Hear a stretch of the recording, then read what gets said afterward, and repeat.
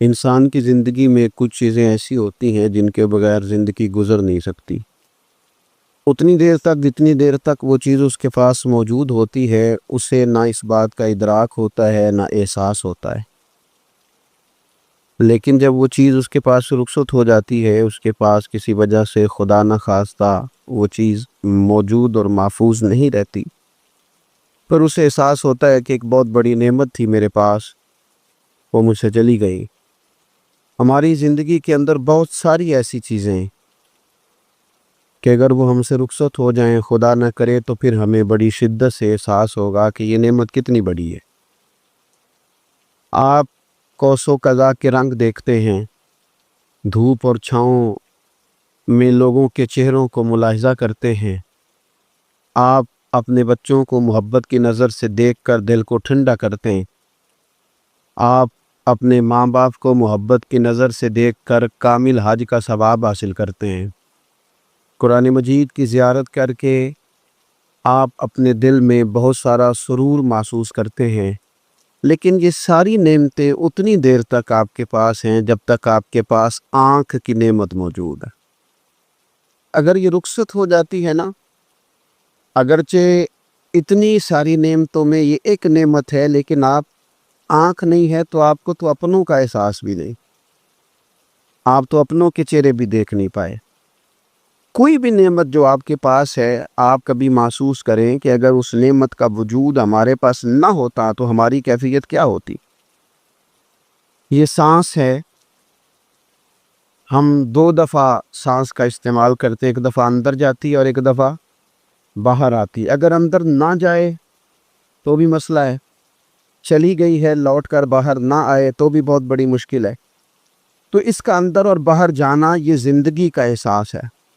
اگر کبھی سانس اکھڑنے لگے اور آپ کے سینے میں آپ کی سانس اٹکنے لگے تو ایک بہت بڑی تشویش ہے، ایک بہت بڑی آکسیجن ہے، پوری طرح سے انسان کو قید کر دیا جاتا ہے، اور وہ کہتا ہے کہ میرا تو سارا وجود سلامت ہے، ہاتھ کام کر رہے ہیں، پیر کام کر رہے ہیں، آنکھیں کام کر رہی ہیں، زبان کام کر رہی ہے، سب کچھ ٹھیک ہے، صرف سانس اکھڑ گئی ہے۔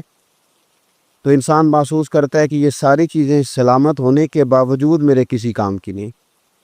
آپ کے پاس جتنی بھی نعمتیں ہیں ان کو اگر آپ شمار کریں تو کبھی آپ کہیں گے کہ ساری نعمتوں میں آنکھ زیادہ ضروری ہے، کبھی کہیں گے کان زیادہ ضروری ہے، کبھی کہیں گے زبان زیادہ ضروری ہے، کبھی کہیں گے دل زیادہ ضروری ہے، کبھی کہیں گے روح زیادہ ضروری ہے، لیکن میں آپ سے عرض کروں ان ساری چیزوں کے بغیر گزارا ہو سکتا ہے، رسول کائنات کی غلامی کے بغیر گزارا نہیں ہو سکتا۔ کیوں؟ اس لیے کہ اگر حضور کی شفقت نہ ہو، نبی پاک علیہ السلام کی رحمت نہ ہو، وہ ابن القیم نے ایک جگہ پہ کہا تھا کہ یہ حضور نے ہمیں انسان بنایا ہے، یہ نبی پاک علیہ السلام نے انسانیت کے اسباق پڑھائے ہیں، اخلاقی رویے کیا ہوتے ہیں حضور نے بتلائے ہیں، اگر حضور کا کرم نہ ہوتا تو انسان ایک دوسرے کو کاٹ کے کھاتا۔ یہ حضور نے بتلایا ہے کہ تم نے کس طرح زندگی کو گزارنا ہے۔ محبوب کریم علیہ السلام کا وجود نور ایک ایسی چیز ہے کہ اگر وہ کائنات سے معاذ اللہ سائڈ پہ کر دیا جائے تو اس کائنات کا قائم رہنا کسی صورت بھی ممکن ہے ہی نہیں۔ اسی لیے تو اقبال نے کہا تھا کہ ہو نہ یہ پھول تو بلبل کا ترنم بھی نہ ہو، چمن دہر میں کلیوں کا تبسم بھی نہ ہو نہ یہ ساقی تو پھر میں بھی نہ ہو، خم بھی نہ ہو، اور بزم توحید بھی دنیا میں نہ ہو، تم بھی نہ ہو۔ وہ بڑی بات کہہ گئے ہیں، میں نے بھی اس کو کوئی نہیں کھولنا، کہتے ہیں بزم توحید بھی دنیا میں نہ ہو، تم بھی نہ ہو، خیمہ افلاک کا استادہ اسی نام سے ہے، اور نبض ہستی تپش آمادہ اسی نام سے ہے۔ تو اقبال پھر ہمیں کرنا کیا ہے؟ کہنے لگے کرنا آپ کو یہ ہے کہ قوت عشق سے ہر پست کو بالا کر دے اور دہر میں اسم محمد سے اجالا کر دے۔ یہ کرنے کا کام ہے، اس رستے پہ آپ چل پڑیں۔ میرے بھائی، پہلی امتوں کے آپ تذکرے پڑھ لیں، کتابوں میں موجود ہیں، سورہ اعراف کو دیکھ لیں، اس میں بہت ساری چیزوں کا تذکرہ کر دیا گیا ہے، اور بھی قرآن مجید کی بے شمار صورتیں ہیں، آپ ان کو دیکھ لیں، اس پر غور کر لیں۔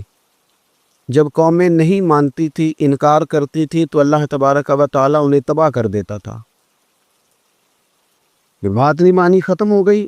ایک مقصد ہے نا جس کے لیے کسی چیز کو بنایا گیا ہے، تو مقصد تخلیق انسانیت کیا ہے کہ وما خلقت الجن والانس الا لیعبدون، جنوں اور انسانوں کو اللہ نے اپنی عبادت کے لیے پیدا کیا، اور ان کو جب عبادت کی دعوت دی گئی، جب انہیں پیغام دیا گیا اللہ تعالیٰ کی توحید کا، انہوں نے نہیں مانا، تو جس مقصد کے لیے بنایا تھا جب اس طرف ہی نہیں آئے۔ یہ پنکھا لگایا جاتا ہے نا ہوا کے لیے، تو اگر پنکھا ہوا نہ دے تو اس کا کوئی چھت پہ کام ہے، اس کو اتار کے تو آپ سکریپ والے کے پاس بھیج دیں گے، بھی ختم ہو گئی بات۔ تو مقصد جو تھا نا اللہ کی عبادت تھی، تو جب قومیں اللہ کی عبادت کی طرف نہیں آئیں تو اللہ نے انہیں تباہ کر دیا اور صفحہ ہستی سے مٹا دیا۔ اللہ تعالیٰ کے پیارے محبوب علیہ السلام نے کفار مکہ کو، قریش کو، عالم عرب کو، عالم انسانیت کو دعوت دی، وداعیا الی اللہ باذنہ وسراجا منیرا۔ اس منصب پر فائز ہو کر حضور نے دعوت دی۔ جب انہوں نے دعوت کا انکار کیا، حضور نے انہیں عذاب سے ڈرایا، اللہ کے عذاب سے، کیونکہ حضور نذیر ہے۔ انہوں نے یہ کہا کہ اگر آپ کہتے ہیں نا کہ ہم پر عذاب آئے گا تو پھر آپ وہ عذاب لے آئیں، ہم پہ آئے۔ جب کوئی آدمی منہ سے تباہی مانگے، جب کوئی شخص اپنے منہ سے یہ کہے کہ کر لیں جو ہوتا ہے معاذ اللہ، تو اگر تو سامنے والا کمزور ہو تو شاید وہ کچھ نہ کر سکے، لیکن یاد رکھنا کئی دفعہ کمزور ہوتا ہے تو کچھ نہیں کرتا، تو کئی دفعہ مہربان بڑا ہوتا ہے، رحمان اور رحیم کئی دفعہ کرم نوازی کرتا ہے۔ جب انہوں نے کہا نا کہ لائیں وہ عذاب ہے محبوب جس کا آپ وعدہ کرتے ہیں، تو اللہ نے کیا فرمایا؟ فرمایا وما کان اللہ لیعذبہم وانت فیہم۔ محبوب رب کی یہ شان ہی نہیں کہ انہیں عذاب دے، کیوں؟ اس لیے کہ آپ ان کے درمیان موجود ہیں۔ اے محبوب علیہ السلام، اللہ کی یہ شان نہیں کہ انہیں عذاب دے اس حال میں کہ آپ ان کے درمیان موجود ہیں۔ آپ میری بات کو سمجھیں گے، غور کریں گے کہ کافروں کے درمیان اگر حضور موجود ہوں تو عذاب نہیں آتا، تو قیامت میں جب حضور مومنوں کے بیچ موجود ہوں گے، میں جو کہہ لینے دو نا کہ اساں جہاں گناہیاں دا جدوں اعمال نامہ فرول ہوئے، پھر ذرے ذرے نے سامنے آ جانے، جو جو منہ تھی بولیا بول ہوئے، اساں بھی کول حضور دے بیٹھ رہنے، لکھ عمل ترکڑی تول ہوئے، او دے کولوں بھی رب نے حساب لینا ہے جیڑا بیٹھا ہی محمد دے کول ہو صلی اللہ تعالی علیہ وسلم، او دے کولوں بھی رب نے حساب لینا ہے جیڑا بیٹھا ہی محمد دے کول ہوئے، جس کو کہتے ہیں قیامت حشر، جس کا نام ہے، جس کو کہتے ہیں قیامت حشر، جس کا نام ہے۔ تیرے دیوانوں کے لیے وہ دن تو جشن عام ہے، زیارت ہوگی نا حضور کی، تیرے دیوانوں کے لیے وہ دن تو جشن ہے۔ اور ایک شاعر نے اور بات کھول دی، کہنے لگا ہر نظر کانپ اٹھے گی محشر کے دن، خوف سے ہر کلیجہ دہل جائے گا۔ اچھا جی، پھر کیا ہوگا؟ ہر نظر کانپ اٹھے گی محشر کے دن، آنکھیں پھڑ پھڑائیں گی، کانپیں گی اور کلیجے پھٹیں گے۔ منظر ہی ایسا ہوگا، انسان اپنے پسینے میں ڈبکیاں کھا رہا ہے، حساب کا وقت آ گیا ہے اور سورج سوا نیزے پہ ہے، زمین دھک رہی ہے، تو کہنے لگے ہر نظر کانپ اٹھے گی محشر کے دن، خوف سے ہر کلیجہ دہل جائے گا، پھر اوڑھ کر کالی کملی وہ آ جائیں گے، پھر اوڑھ کر کالی کملی وہ آ جائیں گے، پھر اوڑھ کر کالی کملی وہ آ جائیں گے، ہر نظر کانپ اٹھے گی محشر کے دن، خوف سے ہر کلیجہ دہل جائے گا، پھر اوڑھ کر کالی کملی وہ آ جائیں گے، سارے محشر کا نقشہ بدل جائے۔ میرے عزیز، حضور کے بغیر گزارا، نبی کریم کے بغیر کوئی چارہ، ہمارا کوئی سہارا ہی نہیں حضور کے بغیر، ہم کدھر جائیں سوائے محبوب کے۔ اس لیے نا صحابہ اس بات پر مطلع ہو گئے تھے، وہ نا بڑی بڑی دھیمی دھیمی باتیں پوچھتے رہتے تھے، اطلاع مل گئی تھی نا کہ اصل کرنا کیا ہے۔ تو جو رازدار لوگ ہوتے ہیں نا، وہ پھر دھیمے دھیمے راز کی باتیں کرتے ہیں، حضرت انس بن مالک حضور کے خادم تھے، اماں نے دے دیا تھا حضور کی بارگاہ میں، کہتے ہیں میں 10 سال مدینے میں حضور کی نوکری کرتا رہا، تو قریب سے دیکھا تھا نا سارا کچھ، بہت ساری احادیث ان سے مروی ہیں، بڑی چیزوں کو دیکھا تھا، تو اب سیانے ہو گئے، باتیں سمجھ گئے، قریب رہنے والے لوگ تو قربان پچھانن والے ہیں، تو گل جان گئے گل کھول دے نہیں، تو قریب پہنچ گئے تھے نا، تو سمجھ آ گئی تھی بات کی۔ تو ترمذی میں موجود ہے، ایک دن حضور سے پوچھتے ہیں یا رسول اللہ قیامت والے دن آپ کو کہاں تلاش کروں؟ یعنی حضور علیہ السلام سے پوچھتے ہیں حضور میں نا قیامت والے دن، بھئی بات تو یہ نا کہ اعمال ٹھیک کیا جائے، معاملات پر توجہ دی جائے، عبادات کا خیال کیا جائے، جو ہمارے ذمہ ڈیوٹیاں ہیں وہ پوری کی جائیں، تو وہ کہتے ہیں حضور وہ قیامت والے دن کہاں تلاش کروں؟ تو حضور نے بھی نہیں فرمایا کہ تو اعمال ٹھیک کر، مجھے ڈھونڈنے کی کیا ضرورت، کہاں ڈھونڈوں؟ تو حضور فرمانے لگے مسکرا کے فرمانے لگے، چونکہ قربان پچھانن والے ہیں، تو اے گل جان گئے گل کھول دے نہیں۔ حضور علیہ السلام سے کہا یا رسول اللہ میں نہ قیامت والے دن کہاں تلاش کروں؟ تو حضور فرمانے لگے حوض کوثر پہ۔ یا رسول اللہ وہاں کیا ہوگا؟ تو فرمایا امت پیاسی آئے گی تو میں جام بھر بھر کے پلاؤں گا، میں جام بھر بھر کے پلاؤں گا، ایسا کہ تیری خیر تیرے میں کدے کی خیر، ایسی پلا کہ جس کا نشہ عمر بھر رہے۔ اور ایک نے کہا تھا کہ طیبہ سے منگائی جاتی ہے، سینوں میں رچائی جاتی ہے، توحید کی میں پیالوں سے نہیں نظروں سے پلائی جاتی۔ حضور صلی اللہ علیہ وسلم نے فرمایا حوض کوثر پہ بھی جام پلائیں گے؟ سیانے بڑے تھے حضرت انس، اور بلا ہمارا کر رہے تھے، یہ حضور سے پوچھ کے نا تو ہمیں ایڈریس بتا رہے ہیں، کیونکہ حدیث روایت کر دی نا تو ہمیں ایڈریس سمجھا دیے، پتے بتا دیے کہاں پہنچنا ہے، ساری جگہ سمجھا دی، چلیں جدید دور آ گیا ہے، انہوں نے لوکیشن بتا دی کہاں کر کے نا کس جگہ جا کے سٹاپ کرنے کام ہی۔ یا رسول اللہ وہاں ملاقات نہ ہوئی تو حضور نے فرمایا پھر پل صراط پہ آنا۔ یا رسول اللہ وہاں کیا ہوگا؟ فرمایا امت گزر رہی ہوگی اور میں دعائیں مانگ رہا ہوں گا، رب سلم امتی رب سلم امتی، یا اللہ میری امت کو سلامتی سے گزار دے، تو وہاں آ جانا، میں دعائیں وہاں مل جاؤں گا، قربان جائیں۔ فاضل بریلوی بول پڑے، کہنے لگے خدا کی رضا چاہتے ہیں دو عالم، خدا چاہتا ہے رضائے محمد، اجابت کا جوڑا عنایت کا سہرا، دلہن بن کے نکلی دعائے محمد، اجابت نے جھک کر گلے سے لگایا بڑی ناز سے جب دعائے محمد، رضا اب پل سے وجد کر کے گزریے کہ ہے رب سلم دعائے محمد صلی اللہ علیہ۔ تو عرض کی یا رسول اللہ وہاں ملاقات نہ ہوئی تو؟ میں نے کہا وہ ہمیں لوکیشن سمجھا رہے تھے، انہیں تو پتا تھا پہلے ہی، ایک قربان پچھانن والے ہیں، تو ایک گل جان گئے گل کھول دے نہیں، تو وہاں نہ ملاقات ہوئی تو حضور نے فرمایا پھر میزان عمل پہ آنا۔ یا رسول اللہ وہاں کیا ہوگا؟ فرمایا امت کے عمل تول رہے ہوں گے اور میں ان کے لیے دعائیں کر رہا ہوں گا۔ میں نہیں جا سکا کبھی بچوں کے ساتھ پیپر دلوانے، استاد کو اجازت نہیں دیتے، کہتے ایگزامینر اور آئے گا کوئی، جس نے پڑھایا ہو اسے اجازت نہیں کہ تو جا۔ ابا جی کو اجازت نہیں ہوتی کہ وہ ایگزامینیشن ہال میں جائے، وہاں تو کوئی اور لوگ آتے ہیں۔ یہ بھی عجیب سبق ہے نا کائنات کا کہ سارے تعلیم و تربیت کے اسباق بھی حضور پڑھائیں، رنگ بھی سارا حضور ہی بتائیں، اور قبر کے سوالات بھی سارے ہمیں حضور بتا دے، اور جب پیپر ہونے لگے تو سرانے میں کھڑے ہو جائیں، تو پھر کہہ لینا ایک دفعہ پھر کہ وہ دے کولوں کی رب نے حساب لینا، جیڑا بیٹھا ہی محمد دے کولوں، وہ دے کولوں کی رب نے حساب لینا۔ میرے عزیز ہمارا گزارا نہیں حضور کے بغیر۔ لوگ اصل میں نا ہمارا مسئلہ نہیں سمجھتے، ہمارا مسئلہ کچھ اور ہے۔ لوگ ہمیں نا بلا وجہ پریشان کرتے ہیں، کبھی جھنڈے سے، کبھی ڈنڈے سے، کبھی جھنڈی سے، کبھی کسی شے سے، کبھی کسی شے سے، کبھی کہتے ہیں وہ نعت اونچی پڑھ لی، کبھی کہتے ہیں سلام اونچا پڑھ لیا، کبھی کہتے ہیں وہ جھنڈیاں لگا دی۔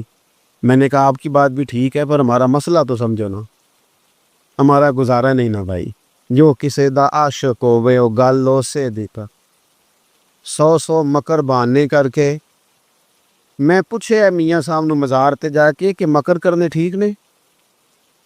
تساں کہنا مکر کردا ہے تے حضور ٹھیک نے؟ تے مینوں لگدا ہے کہ پولا جان دے سے پئے کہ سونا راضی کرنا ہوئے تے موڑ ٹھیک نے۔ حضور نے ایک دن کہا تھا، حضرت ابو سعید خدری نے کہا یا رسول اللہ آپ قرآن پاک کی تلاوت کر رہے تھے، قرآن پاک بڑا سونا پڑھتے تھے نا، تو نبی کریم نے سن لیا، اب کیا کریں دلیل دیں گے تو بات مضبوط ہو جائے گی۔ حضور نے سن لیا تو بعد میں فرمایا ابو سعید تو بڑا سونا قرآن پڑھتا ہے، رب کے علاوہ کسی کو دکھا کے عبادت کرنی جائز ہے؟ حضرت ابو سعید خدری کہنے لگے سن رہے ہیں، مجھے پتہ نہیں تھا آپ سن رہے ہیں، ورنہ میں نے تو اور بنا بنا کے پڑھنا تھا۔ اب تو مان جاؤ نا، جو کسی دا عاشق ہوے گل اسے دی کرد ہے 100 مکر بہانے کر کے، 100 مکر بہانے کر کے او دے مرنے مرد ہے۔ میرے عزیز ہماری مجبوری ہے، لوگ اس بات کو سمجھتے نہیں، ہماری مجبوری ہے، حضور کا میلاد ضروری ہے، لوگ سمجھتے نہیں بات کو، اس لیے بلا وجہ رٹا ڈال کے بیٹھتے ہیں۔ بھئی ہم نے تو کوئی رٹا ڈالنا نہیں، نہ سیاست کا، نہ دولت کا، نہ اقتدار کا، نہ کسی اور چیز کا۔ سیاست دے جھگڑے اساں چھوڑ دیتے، یہ تے محبت دا جھگڑا ہے، یہ چھوڑا کوئی نہیں سکتا۔